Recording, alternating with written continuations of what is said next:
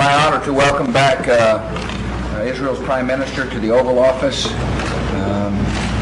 Every time the Prime Minister comes, and we have a very frank and good exchange. Today we talked about how to achieve peace in the Middle East. I reiterated my strong view that we need to work toward two states living side by side in peace. And we talked about how to achieve this, how to achieve security and peace and economic hope for all people in the region. I appreciate so very much the Prime Minister's coming and willingness to share his views about his country's future. Every time he comes, I learn a lot, and I want to thank you for coming, Prime Minister. Thank you. You want to say a few things? Yes, I would like to thank you, Mr. President, for having me again here. I think it was very interesting and fruitful talks about reaching peace in the Middle East. Israel is a peace-seeking country. We believe in peace. We are committed to peace. Of course, in order to achieve peace in the Middle East, first of all, we have to have their security. It should be a full cessation of terror, hostilities, and incitement. And of course, we must have a partner for negotiations. At the present time, we don't see yet a partner. We hope it will be a partner there, with whom we'll be able to move forward, first to achieve durable peace in the area, and second, of course, to provide security to the citizens of our countries. And of course, one of the most important things is how really to take all the necessary steps to make the life of the Palestinians and other nations in the region better than they are now. These, I would say, were the main subject of our talks today. Again, thank you so much. You got Fournier? Yes, sir. And then we'll alternate. One question to you. That's good. That's a reform. Is Israel hurting the peace process? Repeated encouragements and by ruling out, even as you're trying to jumpstart the peace process, of withdrawal from the country trying to set the border?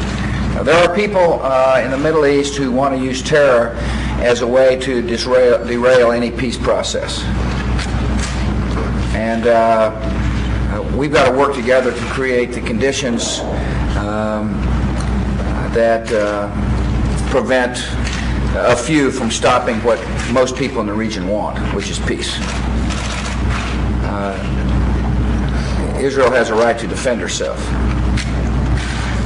And at the same time as Israel does so, the Prime Minister is willing to discuss the conditions necessary to achieve what we want, which is a secure region and a hopeful region. And that's why we discussed reforms necessary for that would enable a Palestinian Authority to emerge, which could give great confidence to two people, the Israelis, and as important, the Palestinians. And that's important. And so we're going to continue to work together, along with other along with some of the Arab leaders, to fight off terror, to prevent the few from dictating against the will of the many in the region. What do you think of Israel Channel 2? Mr. President, there's a wide consensus in the Israeli government that after the next terror bombs, there should be an expelling of Arafat from the region. What do you think about it? Do you think it's a fruitful move that will, as you said, emerge the talents in the Palestinian side, or it's a destructive move that will hurt the peace? I don't think Mr. Arafat's the issue. He is the issue. Excuse me for a minute. Let me start over. I don't think Mr. Arafat's the issue. I think the issue is the Palestinian people. And as I have expressed myself, I am disappointed that he has not led in such a way that the Palestinian people have hope and confidence. And so therefore what we've got to do is work to put institutions in place which will allow for a government to develop, which will bring confidence not only to the Israelis but the Palestinians. Steve. Sir, what can you tell us about this dirty bomb plot? If there's still a threat that this could happen, was Washington, D.C. the target? I can tell you that that we have a man detained who is a threat to the country, and that thanks to the vigilance of our intelligence gathering and law enforcement, he is now off the streets where he should be. And I'll let the Defense Department, Justice Department comment on the specifics. Yes, Mr. President, I would like to hear your view about the regional summit we already discussed. Do you think that this regional summit should base on Security Council number 1397 calling to establish a Palestinian state that you mentioned in your vision? Or do you think it's just be based on the 242 338 resolution? Look, I think here's the thing. I think that we need to have a well, first of all, let's get the summit in context.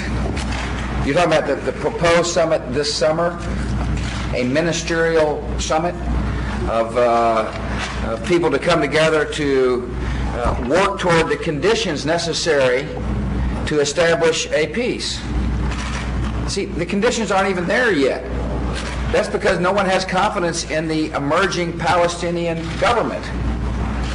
And so first things first, and that is what institutions are necessary to give the Palestinian people hope and to give the Israelis confidence that the emerging government will be someone with whom they can deal.